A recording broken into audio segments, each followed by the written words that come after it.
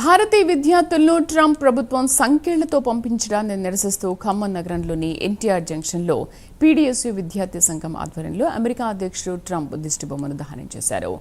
ఉన్నత చదువులకే లక్షలు ఖర్చు పెట్టి అమెరికాకు వెళ్లిన భారత విద్యార్థుల పట్ల అమెరికా అనుసరిస్తున్న విధానం సరికాదని మండిపడ్డారు. దేశానికి ఇంత అవమానం జరుగుతున్నా మోదీ ఎందుకు స్పందించడం లేదని వారు ప్రశ్నించారు.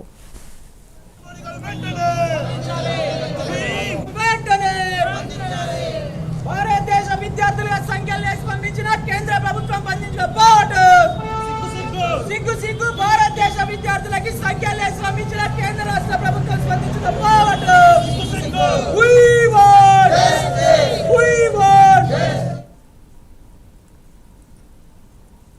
అమెరికా అయిన అగ్రదేశంలో భారతీయ విద్యార్థులకి రక్షణ లేకుండా పోయే పరిస్థితి చూస్తా ఉన్నాం. ఎందుకనంటే ఈరోజు భారతదేశ విద్యార్థులు ఎవరైతే చదువుకోవడానికి అమెరికా అయిన అగ్రదేశానికి వెళ్ళిన సందర్భంలో అక్కడున్న విద్యార్థుల్ని వీళ్ళందరూ కూడా దేశద్రోహుల్లాగా ఈరోజు ట్రంప్ సంఖ్యలేసి పంపించిన చరిత్ర ఈరోజు చూస్తా ఉన్నాం, పంపించిన ఘనత ఈరోజు చూస్తా ఉన్నాం. ఈరోజు ఈ సందర్భంగా నరేంద్ర మోడీ గారిని ఒక విషయం అడగదలుచుకున్నాం. మీరందరూ లేస్తే, నరేంద్ర మోడీ లేస్తే భారతదేశంలో హిందువుల గురించి మాట్లాడుతూ ఉన్నారు.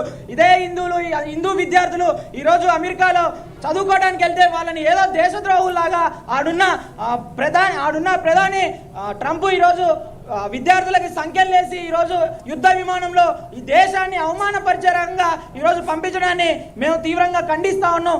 అమెరికాలో ఉద్యోగ రీత్యా కావచ్చు, ఉన్నత చదువుల రీత్యా కావచ్చు, వారు బంగారు భవిష్యత్తు కోసం అమెరికా లాంటి అగ్రరాజ్యాల్లో ఉన్నటువంటి భారతీయులను రెండోసారి అధికారులకు వచ్చిన ట్రంప్ అవమానించిన పరిస్థితి ఈరోజు కనిపిస్తూ ఉంది.